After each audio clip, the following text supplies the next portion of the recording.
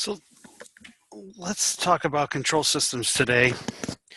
Um, and you might not realize it, but the op-amps that we've been talking about were control systems as well, right? Even if you took 98 here and you did the power supply project, right?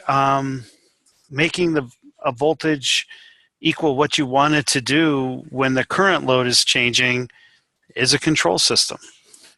And sorry, this is annoying. So we are control systems, right? We want things done. We get an input. We go do it. Now, we wouldn't consider ourselves automatic control systems because we're trying to automate our, what in fact, a task, right? But, we as humans have a lot of sensors.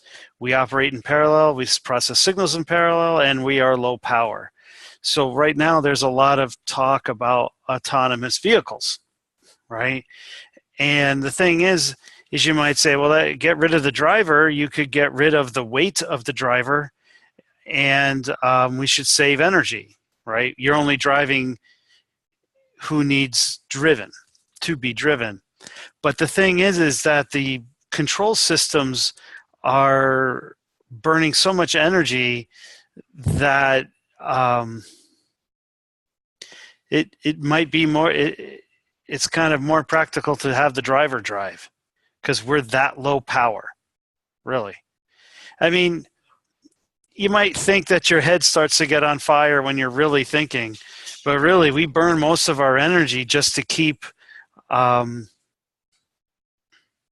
to stay alive. So if you go look up your metabolic rate for the day, right? You type in your age and your weight, right? For instance, I come up 1,800 kilocalories a day. So that's 1,800 kilocalories just doing nothing, right? Where a really good workout might burn 300 kilocalories, all right? I'm not saying it doesn't exist, but yeah, we could try to figure out how much power does it take for us to think about anything. Now, but really, yeah, the power of just being alive is swamping whatever it is for the thinking.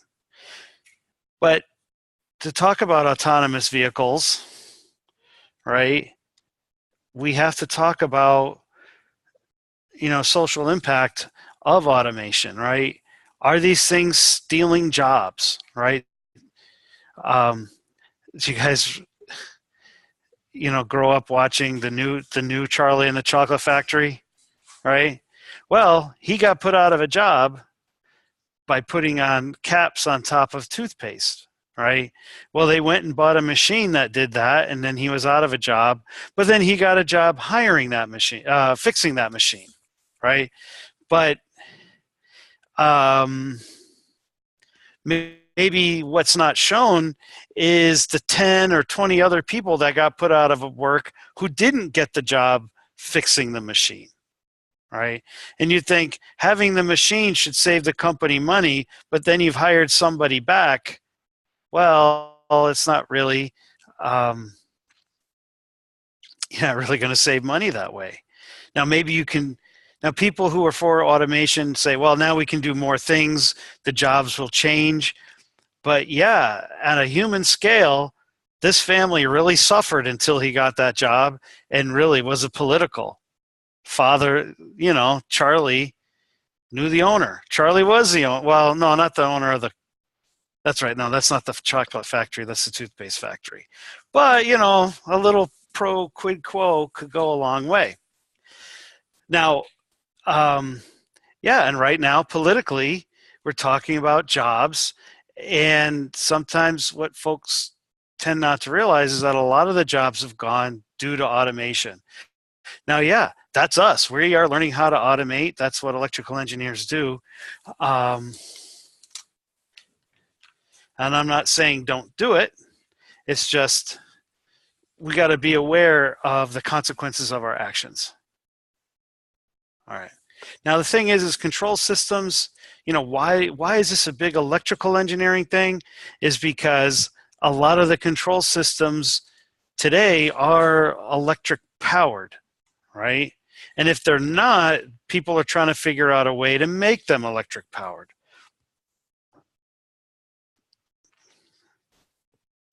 This is a governor system, and it's a mechanical control system, right?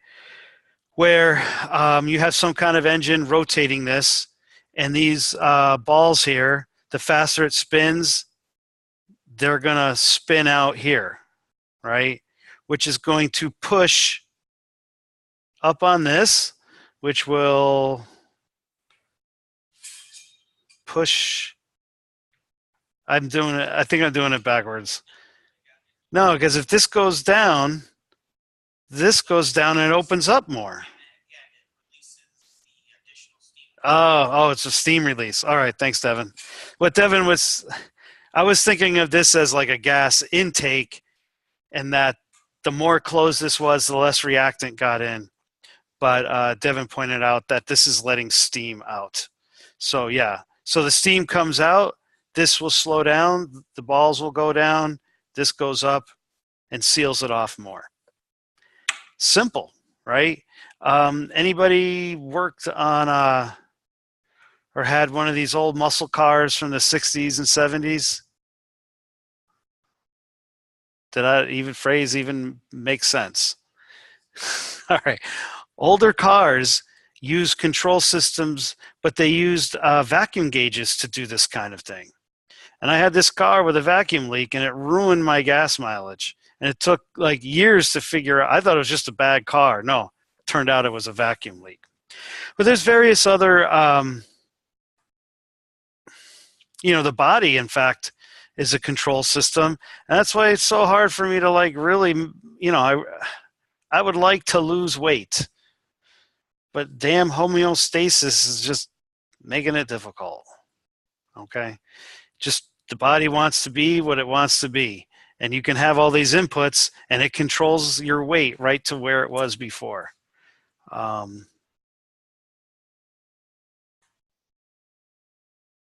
Now, this is 110, and yeah, we talk about continuous time systems, where when we talk about things being stable or not stable, we have the complex plane, right? Because we're using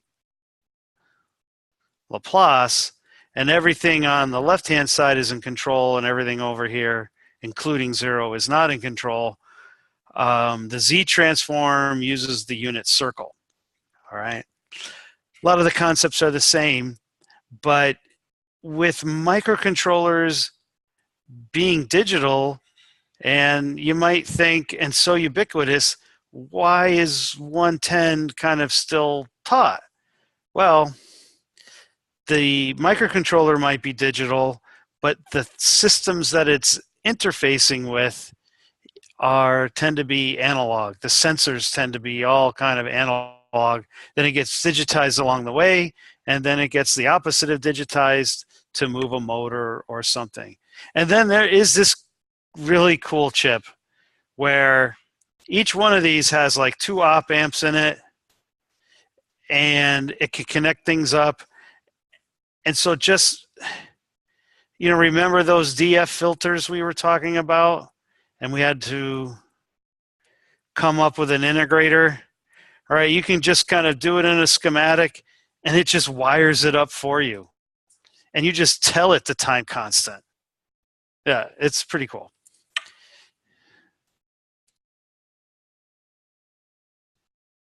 Now, sometimes it seems people get into,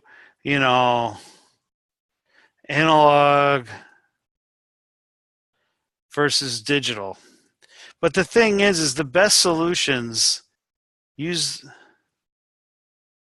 both. Okay, mixed signal, right? If you try to keep it all digital, well, then you won't really be able to interface with anything. And if you try to keep it all analog, you won't get anything done. I mean, is it, you guys did the notch filter now, right? In lab. And that was one filter. Now imagine, say, trying to do some really, an even higher level. We're just getting rid of an unwanted frequency. Imagine, trying to do just a traffic light controller in all analog. It's hard. So you want to use it when it's the best solution. All right. That's pretty much my introduction to controls in general, right? Then we have a few tasks to make things in control. But just to tell you, right, this is like we're just kind of saying hello to the topic of controls, right? We're getting a brief flavor for it because, yeah, the Laplace transform, right, with our poles, wherever that equals 0, right?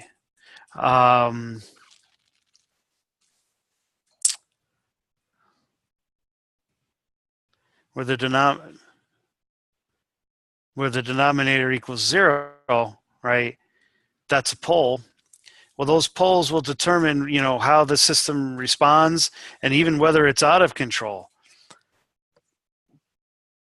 So we've worked a lot with, RLC and OpAmps and things like that. And really, the controls, it's the same thing. But now we're going to get things that are out of control, and you can design a transfer function to bring it back in control, right? With the OpAmps, what we said is, all right, will it ring or not ring? But I didn't really tell you how to not make it ring. I just, can you identify whether it rings or doesn't ring? All right. But coming up with that transfer function of the whole system, right? Because we were using OpAmps, right, it was always in control, right? No matter what we did, the systems were always in control. Now, when we get to these other systems, they won't be in control. And by in control, it's either critical over or under damped, right? Everything had an exponential decay. So trying to figure out, in general, if you're in control, is that when you take the inverse Laplace transform, everything has a minus t to it, all right? Anything with a plus t is exponential growth, and it's out of control. Then there's a special case of, well, it just oscillates forever and never stops oscillating. That's another form of something not in control. Now, before, we talked about a car system, and we come up with a transfer function, right? And you might say, well, hey, that's an RLC circuit, and if you looked at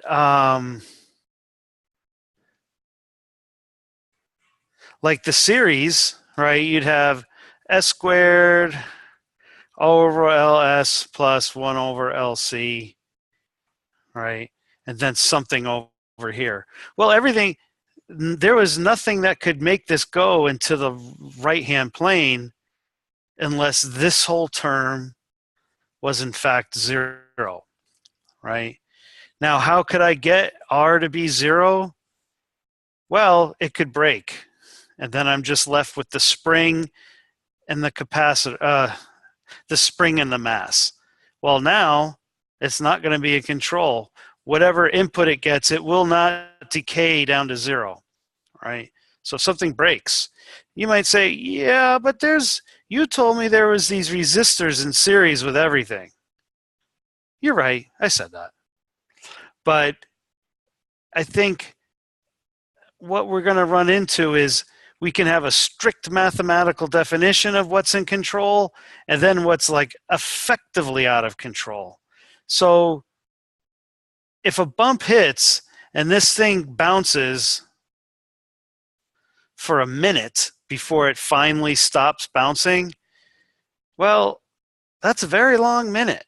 You're effectively out of control. Even though, if it stops bouncing, it's in control, but it's nothing you would want, all right? But in class, we will use that mathematical definition. All right.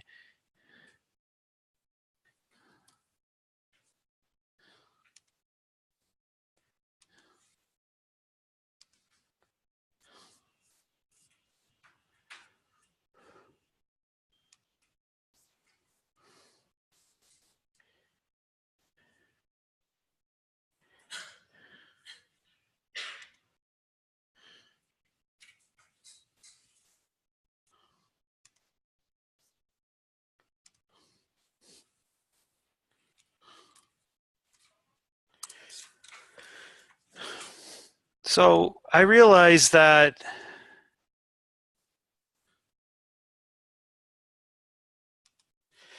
that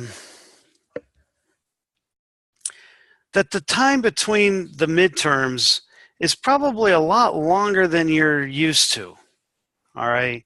And you might say, why not have the midterm last week when we finished gain bandwidth or Fourier, and then put control on the next one?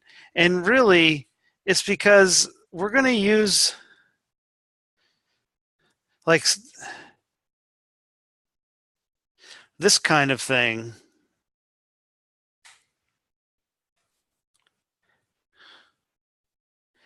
again and again. All right. Now, in the OpAmp, I'm just going to do the non-inverting case. Right. I have a summer. I have a transfer function. Comes out. I have a beta, which I subtract, and I have a Vn. Well, just as a quick review, beta is just the voltage division of that. Well, what's HS? Well, we have various models. We have HS equals AV equals infinity, or a finite number. That's one model, right? We have it, it's probably better to say gain bandwidth times 2 pi divided by S. That's another one, right? Where the OpAmp is acting like an integrator. Then we have gain bandwidth 2 pi S plus 1, where now it's acting like a low pass filter. And then we have the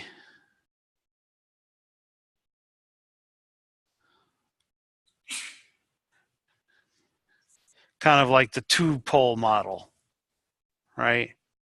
So all we did was HS was something we chose, right? The one that could be second order is the ones that could ring. And then we found out what beta was just by the voltage division, right? We multiply it through, and then we can even find out, hey, when will this act like an ideal OpAmp, right? We even found an equation for it. Well, in controls, we're going to have the QS, the controlled system, by some open loop system. And who knows, maybe the open loop system has some internal feedback as well. But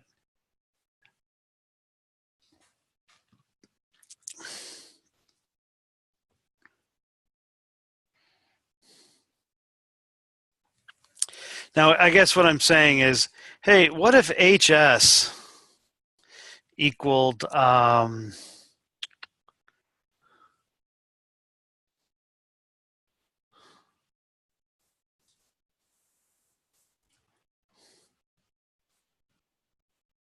this, right? Well, that's really an OpAmp, right? which means you have this circuit here, and in fact, there's negative feedback in this circuit, right? So I could make that HS that, but the thing is why would we call that open loop gain? Is that, and yeah, it'd be in control, but it's not, it's really the bigger system we're looking at. So yeah, these smaller transfer functions can have feedback in them, but it's the feedback configuration that will allow us to set control things. Now, here's the thing. In the past, we've had GS as, you know, beta, right? But really, we could have GS's as 1 over S or 1 over S squared, or, you know, any kind of transfer function that we like.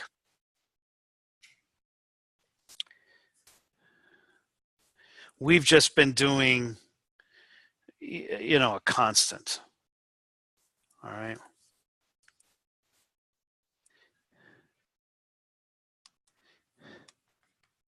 But what we got to do, like, what is the big task?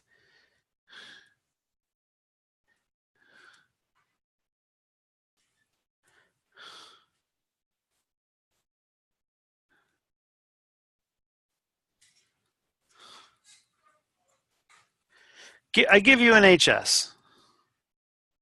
Is it in control?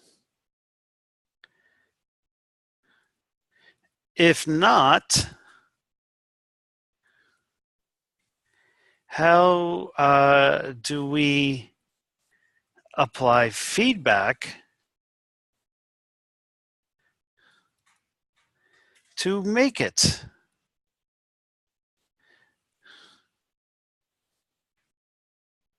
in control? Or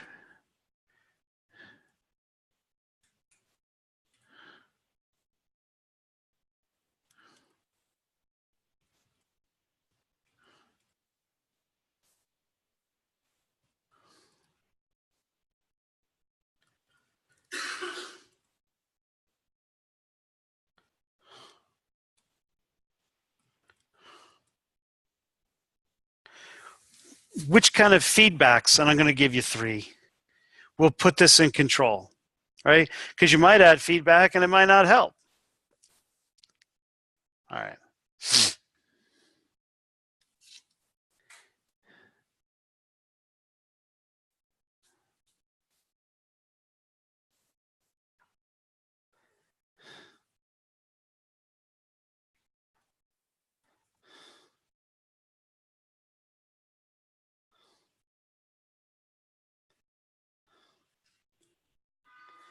So the thing about is it in control is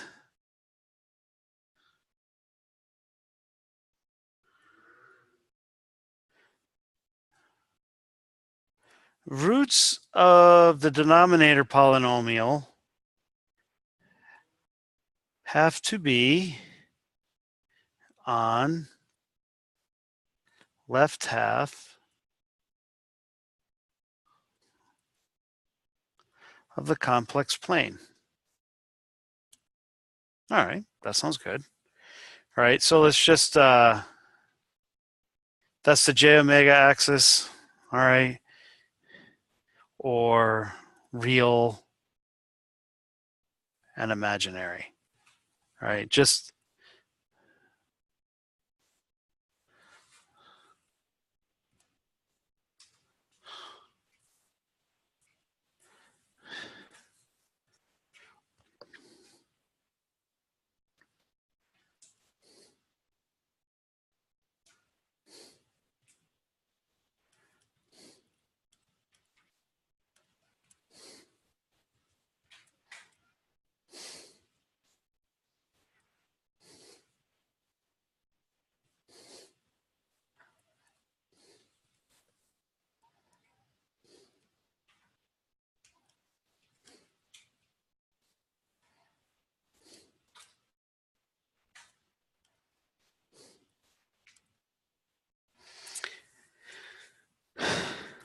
Systems in control have step responses that decay to a constant value eventually. All right. And so that's time, right? But this is in fact frequency. And yeah, here's j omega, but really both both of these axes are in units of radians per second. All right, because the Laplace transform takes time and turns it into frequency. Okay, so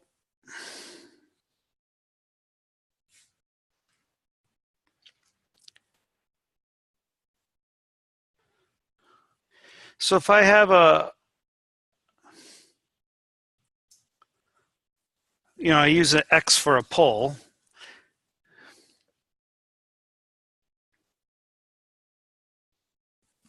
Right?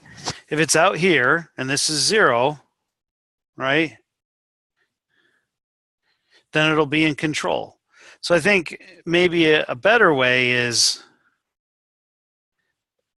if the real part is less than 0,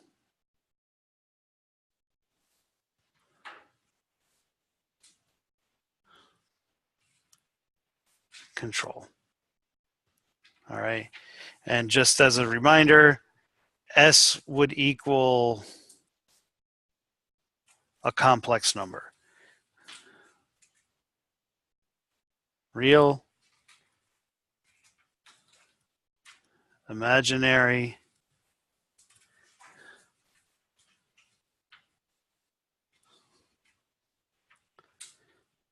complex. So there's one pole. It's out here. All right, according to our definition, that would be in control.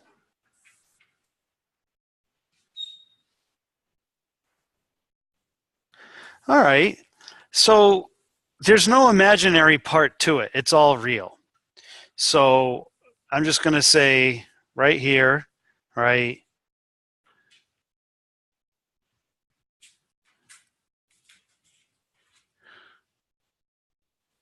so S equals, minus A, right?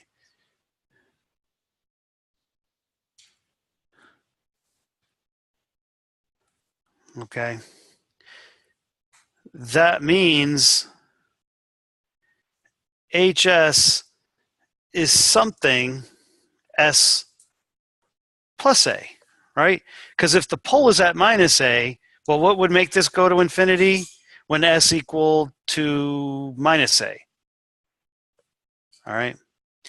Now, yeah, this many times for low pass filters, we've had this as an A, but it could also be SA as well, right? That would be a high pass filter. So the thing is the numerator it tells you what kind of filter you're going to be, but whether you're in control or not is here. And what's the inverse Laplace transform of that? It's going to be e to the minus ta,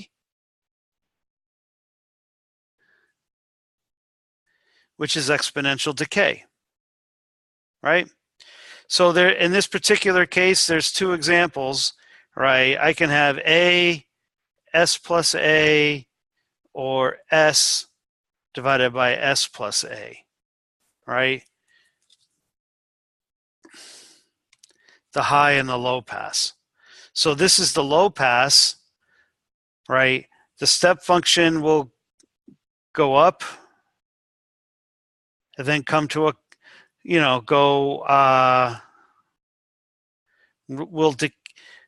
it'll settle on a constant value of 1, right? The high pass will go up and then settle at a value of 2.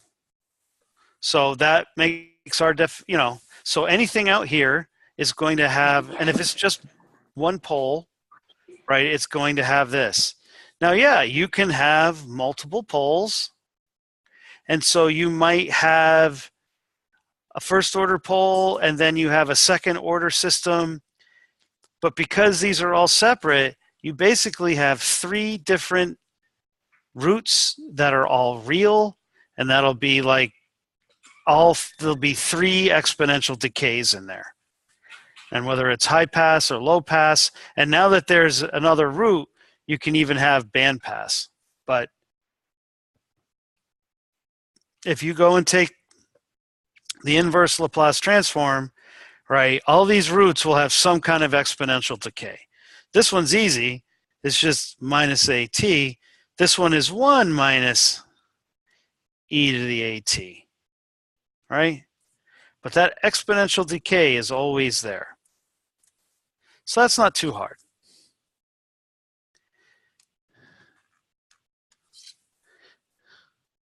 So that's in control.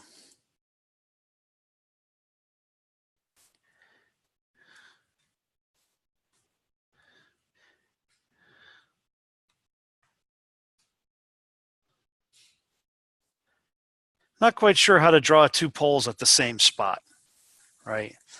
But the Laplace is easier.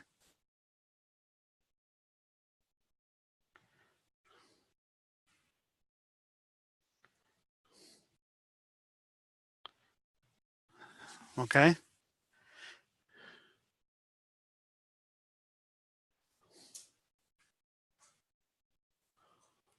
Now this, yeah, we can have a squared. Normally we call that omega naught squared, right? We could have S A or S omega naught or S squared. S squared. Now, sure, there's other types of things to have, but really, again, it's not the denominator. It's not the numerator that tells you what's going on. It's the denominator, right? And so that's a repeated pole, and you're going to get time e to the minus something t, right? Low pass will have one thing, band pass will have another notch. And yeah, usually the low pass will go up, the high pass will go down, and band passes will go up and come down, but they'll settle at, doesn't have to settle to 0, it just has to settle to a constant value. All right. So these all have some kind of exponential decay that you can see when you take the inverse Laplace transform right off the table. All right.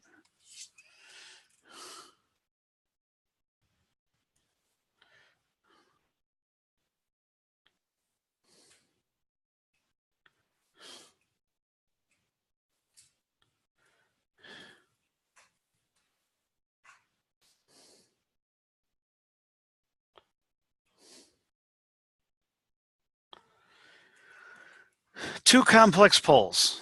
So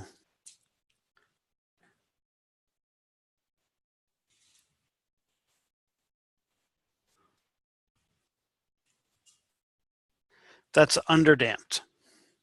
All right. And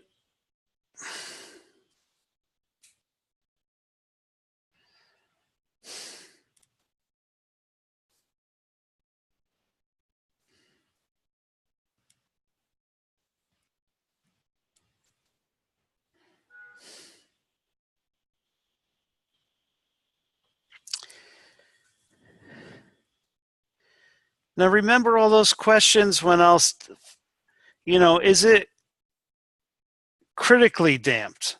Is it under? Is it over? Right? We even saw that with the RLC mechanical analogs last time. But on the 101 exam, we had the series in the parallel RLC circuits, and you were coming up with the equation, but you were really deciding, is it critically over or under damped, right? And the reason why you tend to have to know that ahead of time is because when you go to take the inverse Laplace transform, you have to know that. All right. So if you just plot these out, well, you already know there's two pairs of complex roots, one pair of complex roots. So you know it's underdamped because you drew it that way, right? I drew two poles at the same place. That's critically damped because I drew it that way. And then I drew even three at separate roots, so because I drew it that way, right? So now if you recall, if I gave you this equation, how would you know? Well, you'd say, oh, all right, B is this, so minus, I'd find the roots, right, minus this, plus or minus 2 omega naught squared minus 4 omega naught squared divided by 2, right? And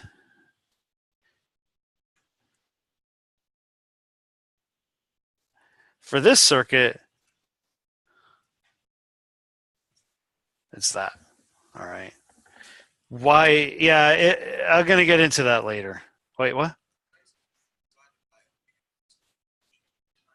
Wait, oh, thanks, Devin.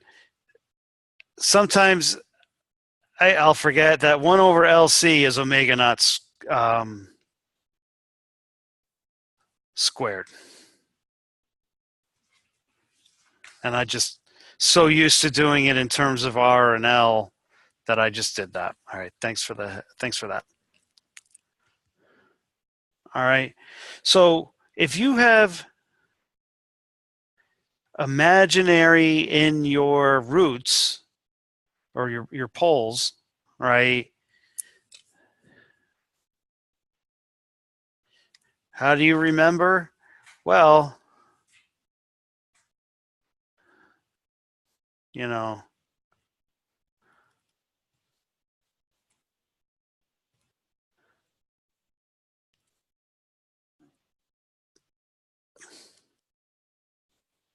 imaginary numbers store energy, right? And if you have something like this, it bounces back and forth. And so you get some kind of sine wave or a cosine wave. So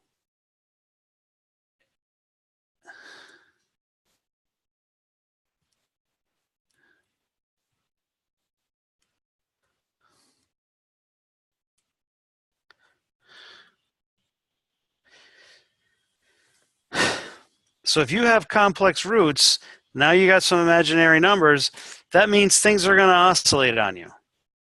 All right. And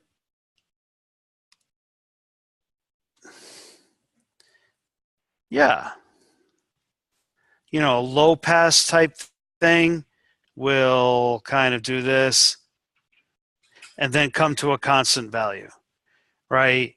The high pass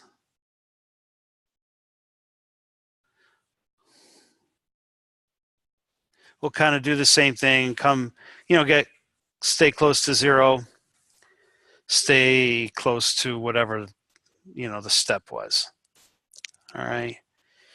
So regardless of whether it's over, under, or critically damped, the step responses eventually go to a constant value, right?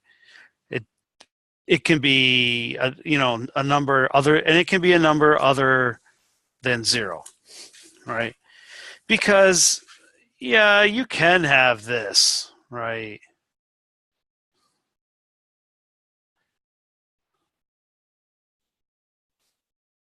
You can have something like that. Now, is it a low pass? No, it's just some control system where you've got it's acting band passish, okay, but it doesn't really have this configuration just doesn't have a name. But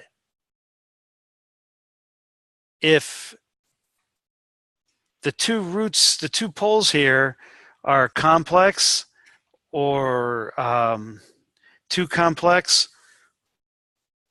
two repeated reals or two different reals, and the real part is less than 0, in control. And you can almost just do it from the Laplace table, right? Because you just look up the bottom part, or how many roots are there, or are they complex roots?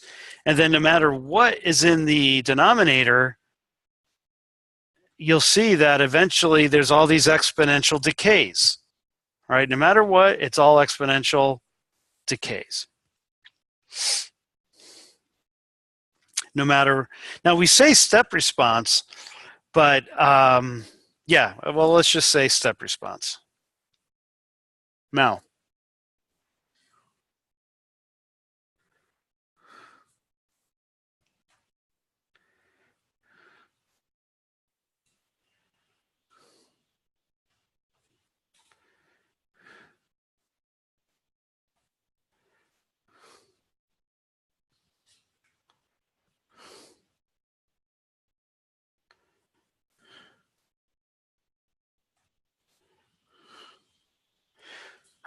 what if we have one pole right at 0?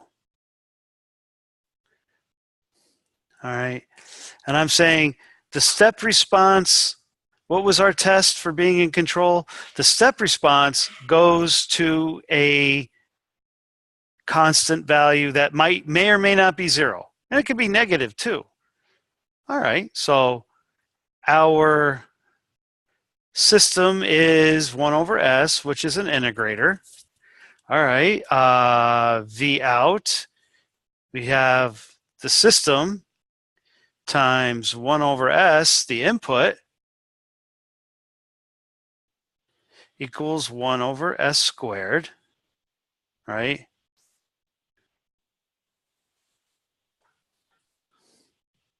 What's the inverse Laplace of that?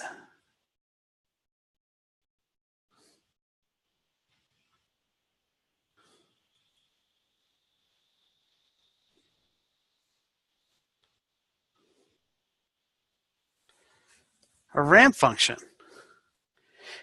Now, just because, let's say that ramp function hits your positive power supply rail and then becomes constant. No, it is not in control. All right. So this never settles to a constant value. So it's not in control.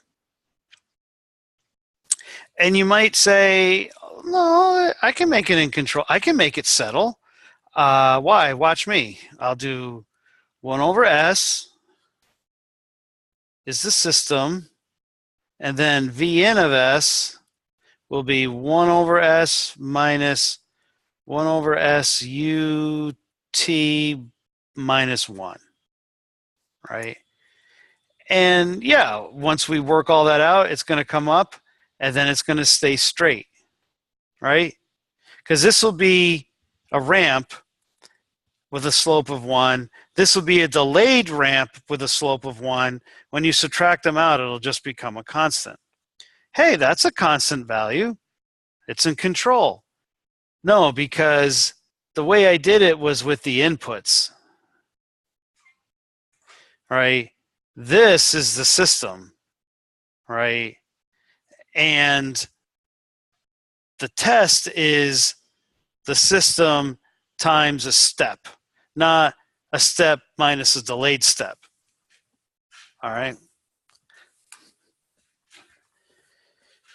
So in fact, integrators, so think about it. Those integrators that we used in our DF2 topology were all out of control circuits. So being out of control isn't necessarily a bad thing, right?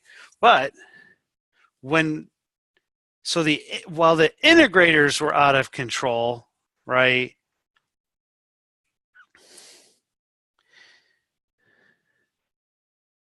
the filters we created with it, if it was a second order filter, right, these all had poles on the left-hand side. All right.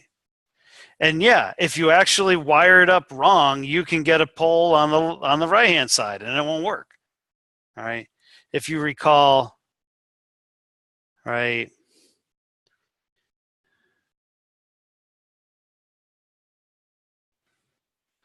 Well, you know, this was actually -1 over S. We fed it in, and then, which is what we wanted for negative feedback. It worked out. But if I fed that minus S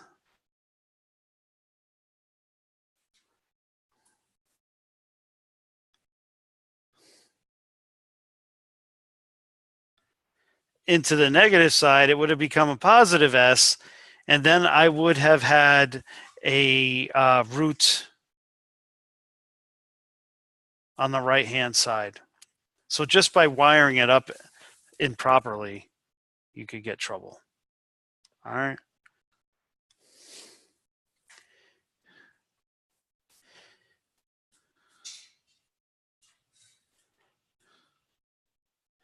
Now, what if I just have a pole here, right? Well, now I'm going to get something like this, all right, which means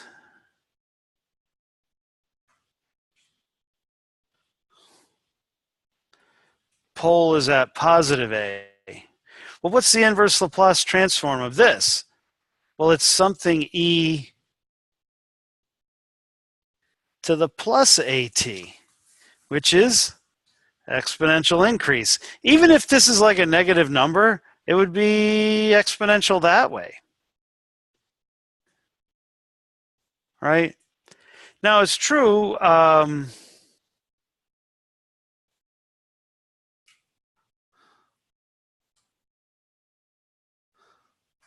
Hey, what if B were negative? What if B were 0? Right? What if this were negative? There's all these ways that we can get poles out here, right? But I can also have two complex poles, right? I can have a repeated pole, but they're all out here. They will all have, when you do the inverse Laplace transform, regardless of what's going on up here, one of those things will have a positive increase, and that makes it out of control.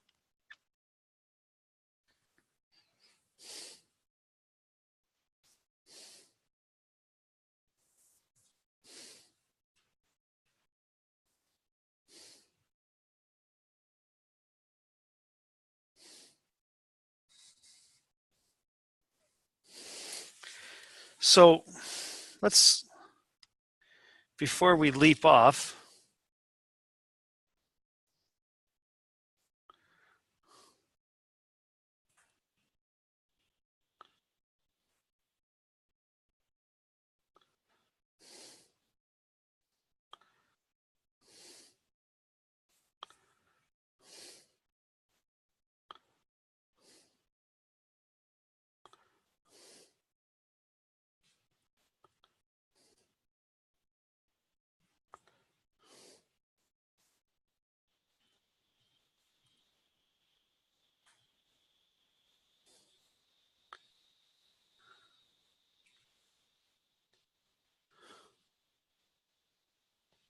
so if I have a system where I sum two inputs, I have HS, right? There's my, you could kind of call that HS. Well, V out would be the open loop gain divided by S times the difference here, right? Well,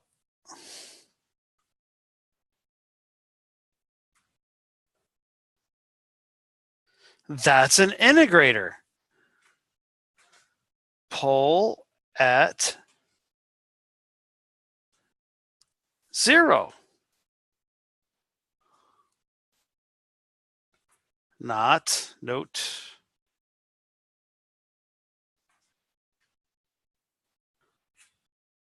It's not in control. Because whatever's going on here, it's just going to integrate it. So if I short one and do a step here, right, it's just going to integrate. Right? Bless you. You're just going to get a ramp multiplied by this huge number here. All right.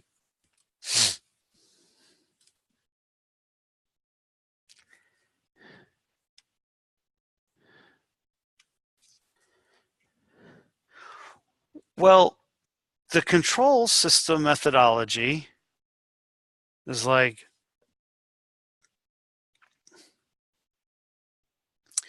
take an HS into a new system, QS, apply feedback, right, to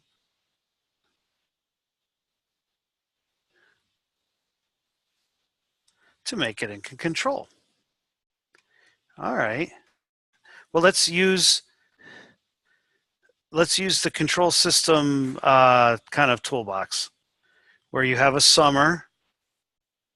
All right, that's V plus and V minus.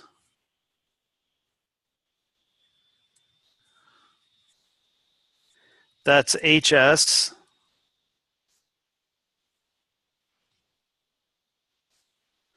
GS.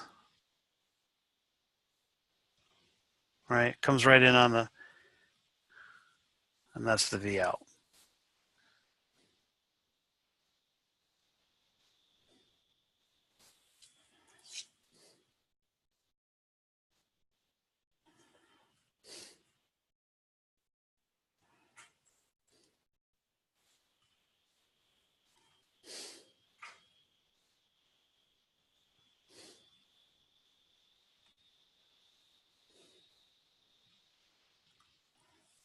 All right, what system? Well, there's three kinds of feedback.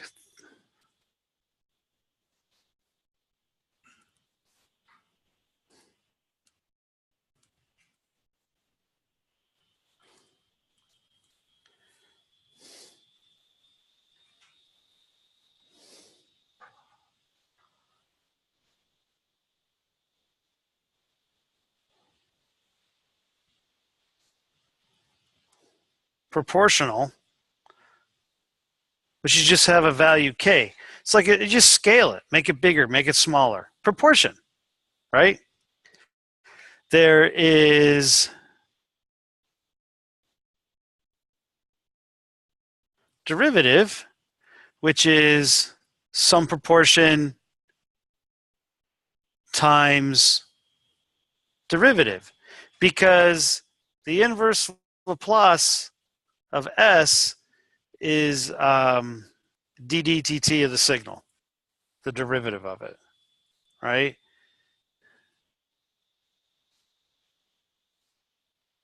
Integral, K over S. Laplace transform, 1 over S equals the integral, right? Now, the book likes to say, so these are proportional, derivative, and integral, but you can have P plus D, which would mean K1 plus K2S, proportional plus derivative. You can have P plus I, proportional plus integral, right? You can have PID, P plus I plus D, which gives you K1 plus K2 over S plus, all right. So yeah, there's a scaling factor in all of these, all right. So those are like your three choices, really, that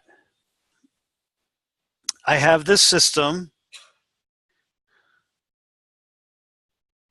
our QS will equal HS 1 plus G of S HS, and G of S can be like any combination that you want to make it be. Okay?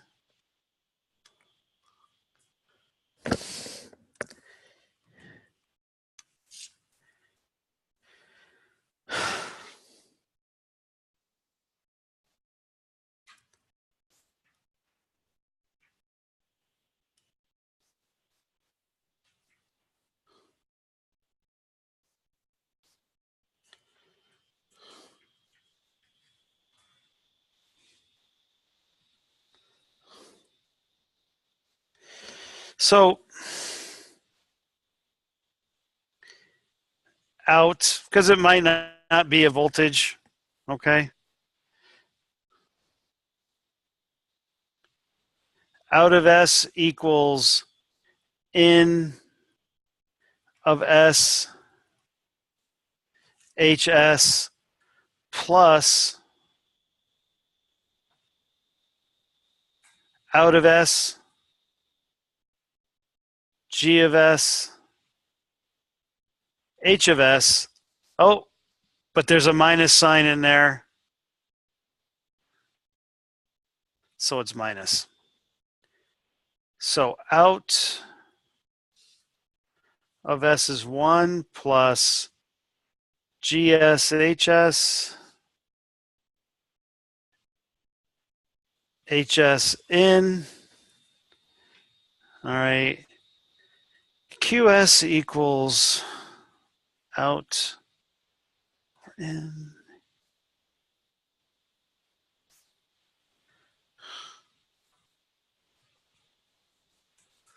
Okay. So by now, I've kind of started to memorize that.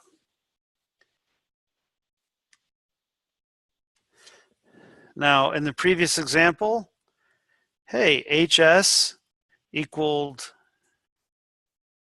AV divided by S.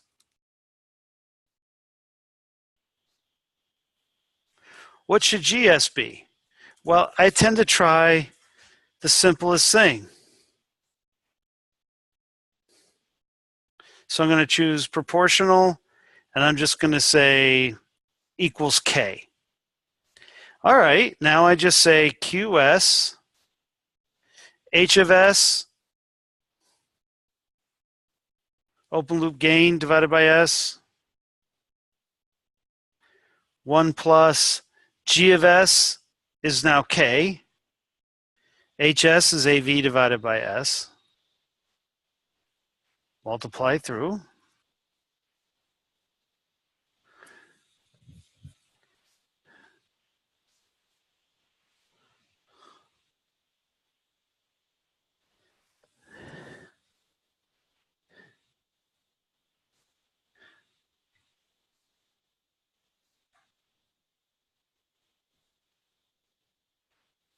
Well, hey, that's a low pass filter. Now look, the root is minus, the pole is at minus KAV because this is positive. Right, before it was just AV over S, but no, now we've moved it off of the, moved it away from 0, and now we have exponential decay. So what would that K be?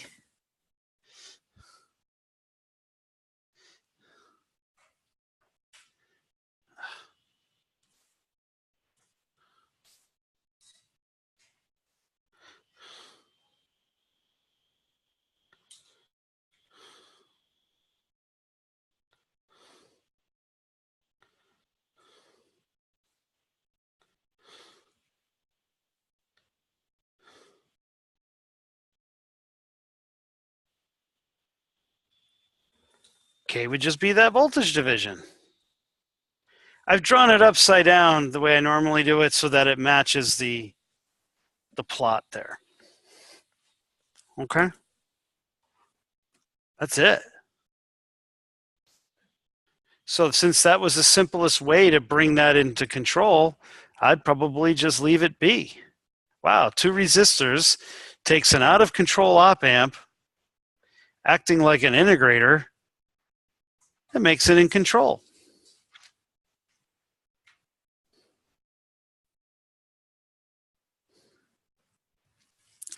So at the beginning of class, I was saying,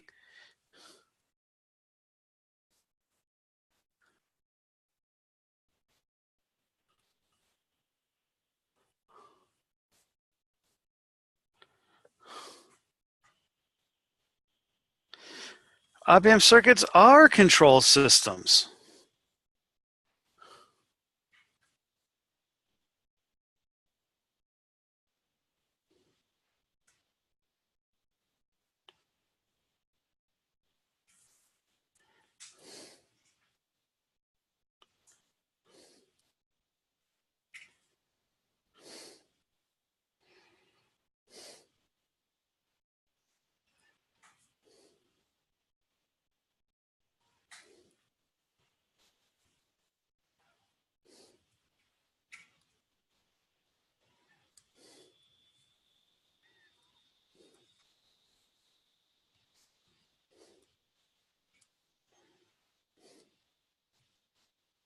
Here's a simplified load dropout regulator where it's an op amp. I have a voltage reference 1.25. Where that comes from, I'm not going to tell you today. But it's actually in the notes about LDOs are control systems, but it might be a bit distracting. So if you're struggling with the homework, well, actually, don't read that so much. But notice, if this is a voltage here, and then I have an RL, right, that changes in time, that means the current load is going to change in time. And so this wants to maintain that voltage. And so the input is weird. It's a changing current load, but the output is the voltage. All right. So yeah, power supplies are a control system. So 132 is controls, but 136 gets into this even more detailed. So 136 is more than just power supplies, all the various kinds, but it's also controls. And when I see the exams on the copier, there's a lot of 110 content there. All right.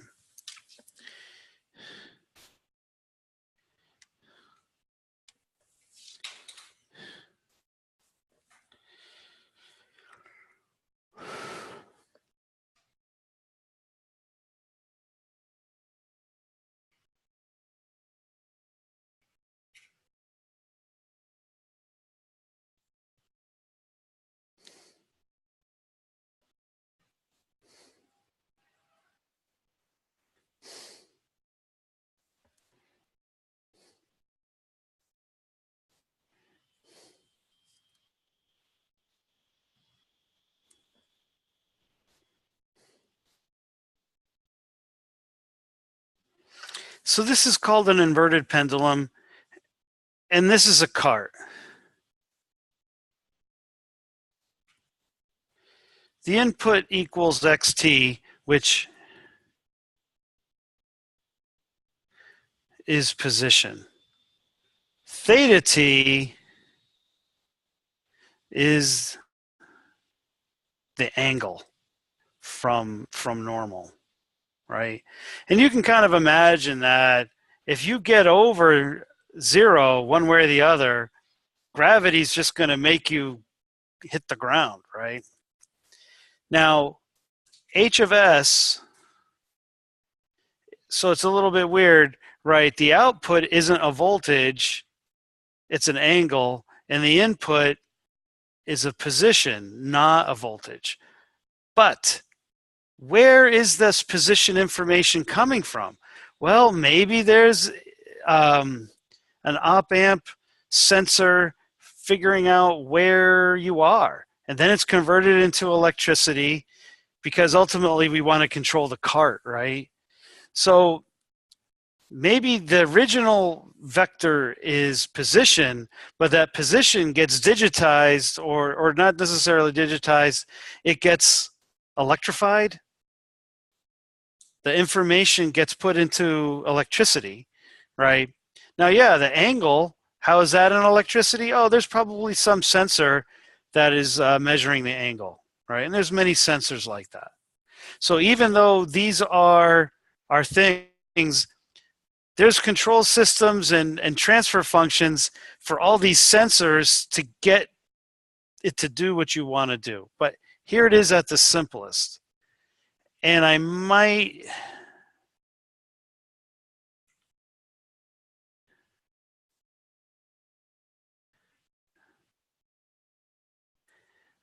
have it a little bit off, but G is gravity, right? Force of gravity. And L is the distance. Now, yeah, this angle is actually dependent on a sinusoid, right? But if the angle doesn't move that much, we can say sine theta is approximately equal to theta, okay? Theta less than 1. And that's radians.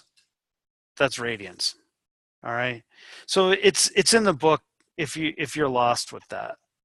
But here is a pole on the right-hand plane. This is a physical system and it's got positive feedback. That's why it's got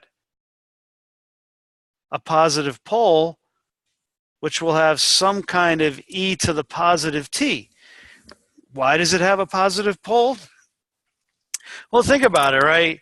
As this tips over, right, it's going to kind of tip over more, keep wanting to tip over more and more. The more it's over, the more it's going to want to go. The more it's over, the more it's going to want to go. It's a positive feedback, right, till you actually flip over.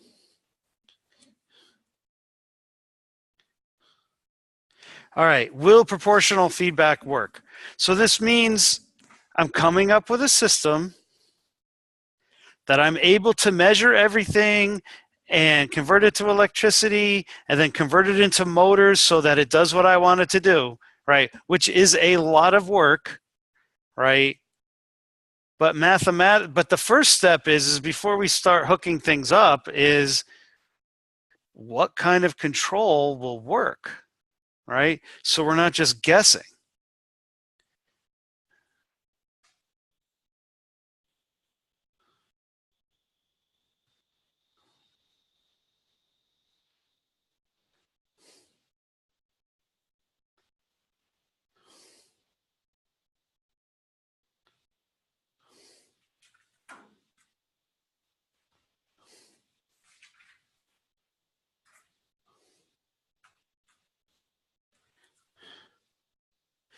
All right, minus G over L. That's just a constant.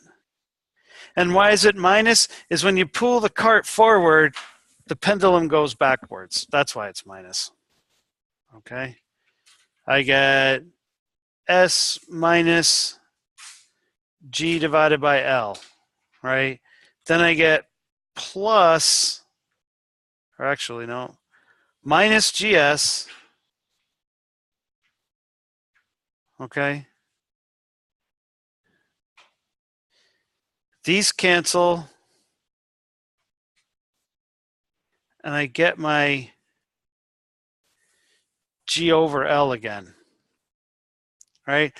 Because this times 1 is S minus GL, plus GS times minus G over L, right? It cancels, but I still have that. Let me try to tighten that up a little bit.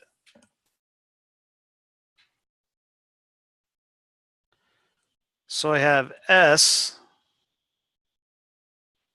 minus GL, G divided by L, right? 1 plus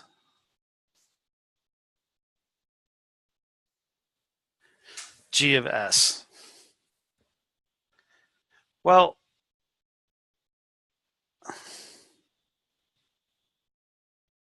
I need this whole thing to be positive, right?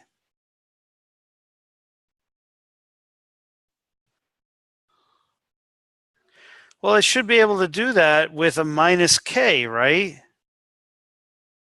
Because if I put gs as minus k, right, I can get minus gl.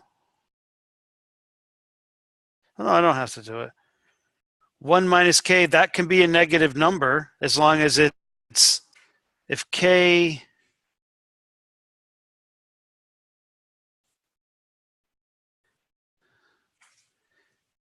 if k is greater than 1, then 1 minus k will be negative. That multiplies that out, and it should work.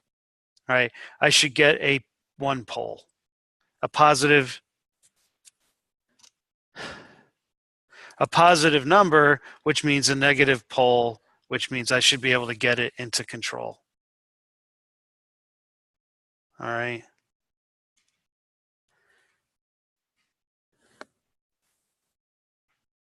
We're going to go over this. So what, the exam is next Wednesday, right? So, today, oh yeah, we hit a little bit on DF2, but we were really doing gain bandwidth a lot. We were almost the same equations. We talked about, over, under, critically damped, which we'd already talked about.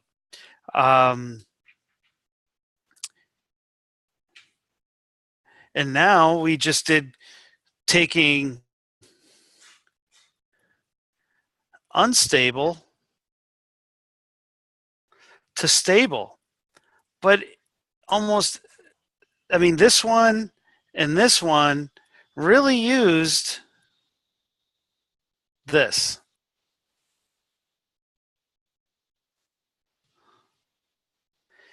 And it might be hard to tell, but you know what?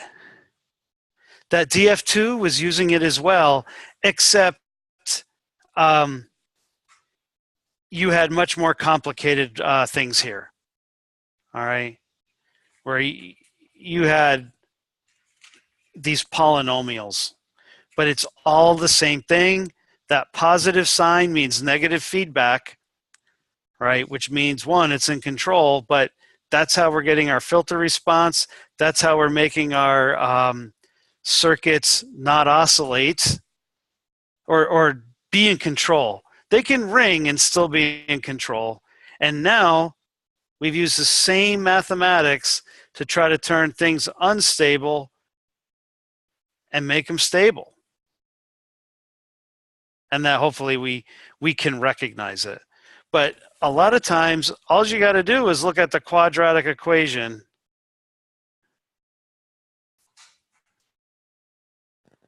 Okay. And I always, whatever's going on here, I always make this a positive number. If I have to multiply by -1 to make all that happen, I do. Because then I don't have to worry about this.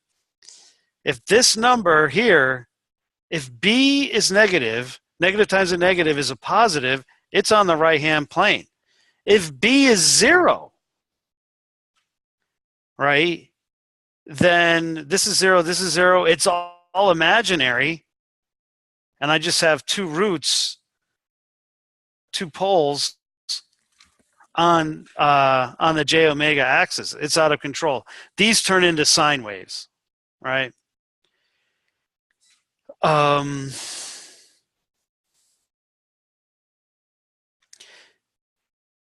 if this is positive, I can be out here, I can be out here, I can do any kind of thing, and you're going to get exponential increase. So really, you can almost figure out everything just from the quadratic. The hard one, well, here's the thing. 1 over s isn't a quadratic equation, right? It's just s. So you really can't backfit it to the quadratic equation. But that's just an integrator, and that's easy to derive that a step function is a ramp which never collapses. I guess you got to go. Goodbye, everybody.